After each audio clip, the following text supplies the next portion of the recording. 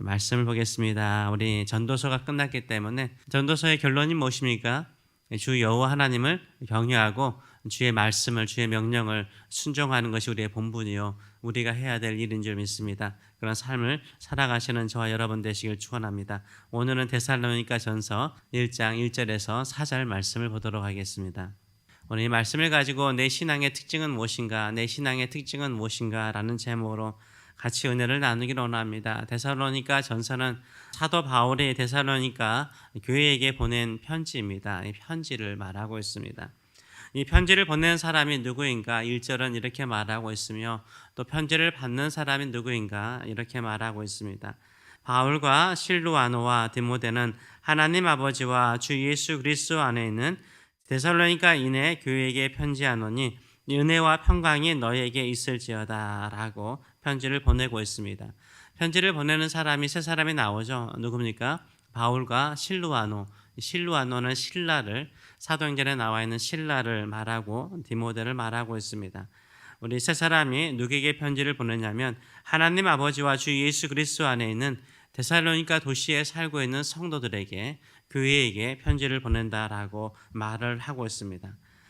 사도 바울과 데살로니가 성도들은 어떻게 서로 알게 되었을까요? 사도행전 17장을 보게 되면 그 배경이 나와 있습니다. 이 데살로니가는 지금의 그리스 지역에 있는 도시를 말하고 있습니다. 바울과 실라가 데살로니가 도시를 방문해서 회당에서 세 차례 설교를 했습니다. 안식일에 설교를 했습니다. 이 3일에 3주가 된 거죠. 3주 동안 설교를 했는데 이때 예수 그리스도의 죽음과 부활을 전하였습니다. 이 설교를 듣고 난 다음에 이 3주밖에 되지 않았음에도 불구하고 유대교를 개종했던 헬라인들과 기브인들이 예수를 믿게 됩니다. 유대인들이 시기 질투에서 불량배들을 이용해서 도시에서 난동을 부리게 되죠. 사도 바울을 잡아서 죽이려고 합니다.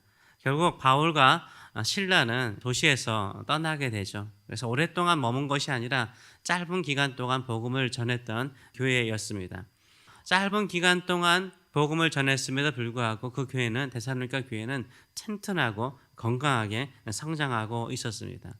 우리가 아는 고린도 교회, 이 고린도 교회는요, 사도 바울이 오랫동안 머물면서 집중적으로 교육을 했던 교회입니다.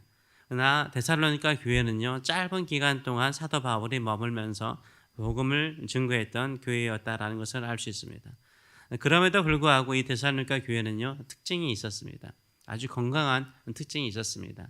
이 데살로니가 교회가 가진 특징이 무엇입니까? 이 성도들이 가진 특징은 무엇입니까? 믿음, 소망, 사랑이라고 말을 하고 있어요. 사도 바울이 볼 때 이 데살로니가 교인들은 세 가지가 풍성했습니다. 믿음, 소망, 사랑, 이 세 가지가 있는 교회였다라고 말하고 있습니다. 우리도 어떤 사람을 생각하면은 그 사람의 특징이 생각나지 않습니까? 저는 어느 장로님, 민장로님이라는 분이 계시는데요. 장로님 생각하면은 모자가 생각나요. 그분의 모자, 항상 모자를 쓰고 다니셨는데 그 모자가 생각납니다.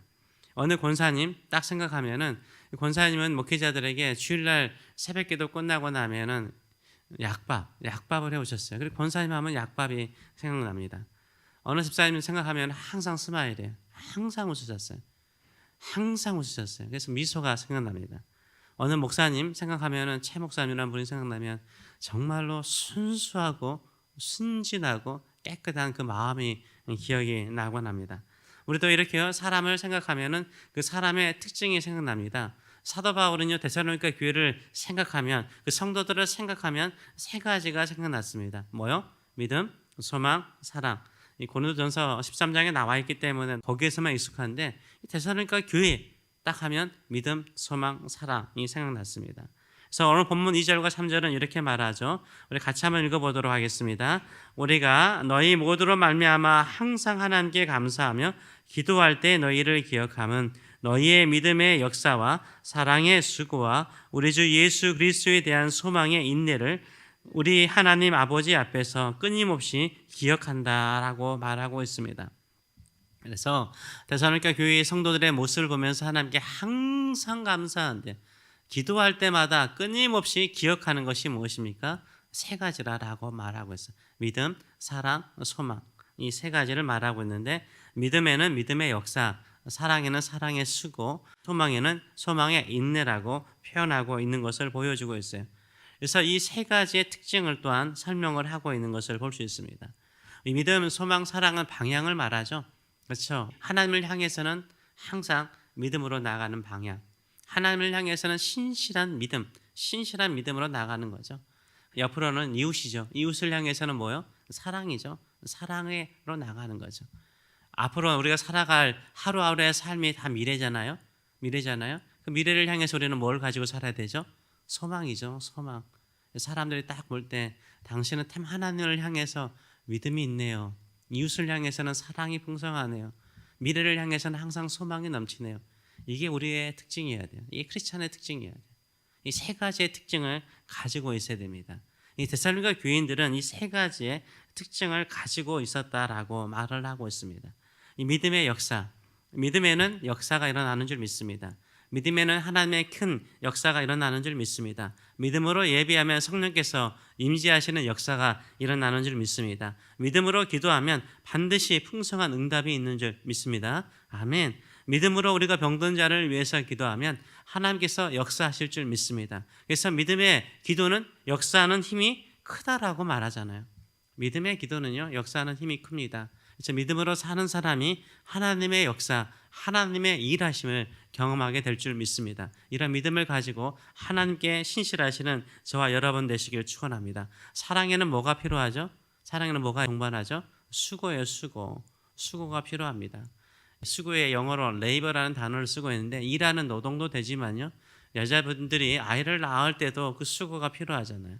마찬가지입니다. 우리가 사랑한다는 데는 수고가 필요해요. 수고가 필요합니다.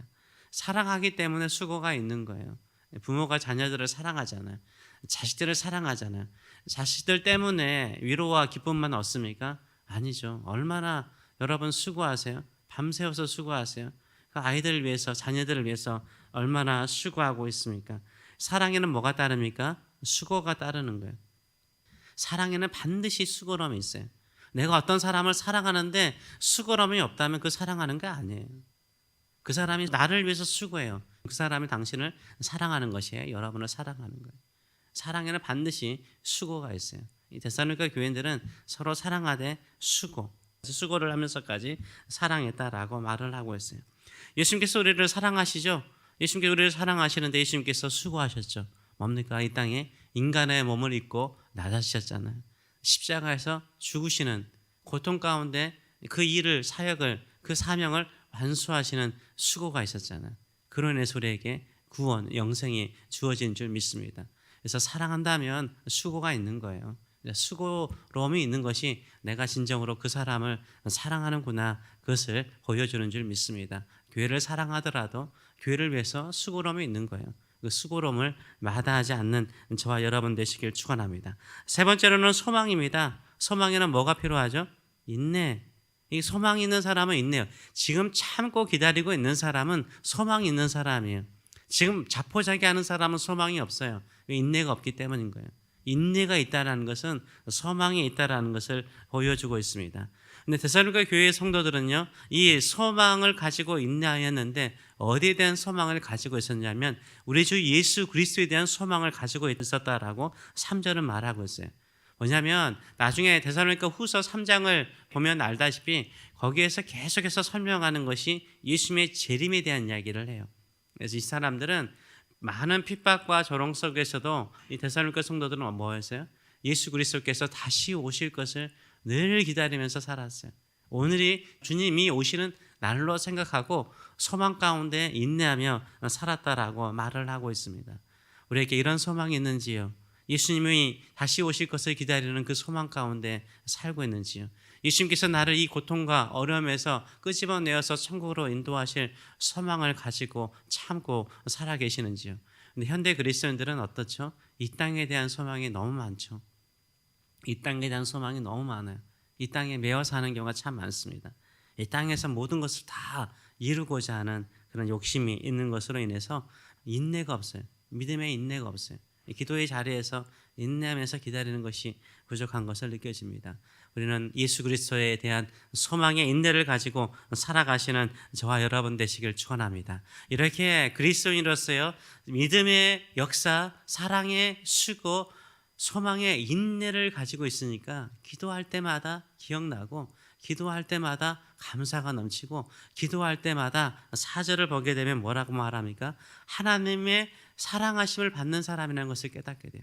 저 사람은 하나님이 선택하셨구나, 이렇게 느껴지는 거예요. 왜냐하면 그리스도인의 특징, 하나님의 자녀의 특징을 가지고 있기 때문인 거예요. 사도 바울이 그래서 끊임없이 기억하고 기도한다라고 말을 하고 있습니다. 저 여러분에게도 이 세 가지의 특징을 가진 사람이 되시길 축원합니다. 어느 날 이 롱아일랜드에 있는 어느 하관 예배를 드리러 가게 되는데, 거기에 공동 묘지가 있습니다. 하관 예배를 드리고 난 다음에 다 묘지가 있지 않습니까? 묘지에 팻말도 있기도 하고, 잠깐 보는데 거기에 미국 분인 것 같아요. 이름이 미국 분이니까요. 거기에 이 영어가 적혀 있더라고요. 믿음의 역사, 사랑의 수고, 예수 그리스도를 향한 소망의 인내라는 영어가 적혀 있는 것을 제가 봤어요. 그 사람의 특징을 거기에 가족이 적어 놓은 거죠. 우리 아버님은 믿음의 역사가 있었고, 사랑의 수고가 있었고, 소망의 인내가 있는 분이었다라고 그 특징을 적어 놓은 것을 보면서 감동이 되었습니다. 저와 여러분에게 남아있는 후손들이 기억할 수 있는 특징은 무엇이 되기를 원하십니까? 여러분의 삶, 여러분의 신앙에 대한 특징이 무엇이 되기를 원하십니까? 이 믿음, 소망, 사랑의 특징을 가지고 하나님의 자녀답게, 하나님께 사랑받는 사람답게 살아가시는 저와 여러분 되시길 축원합니다. 기도하겠습니다.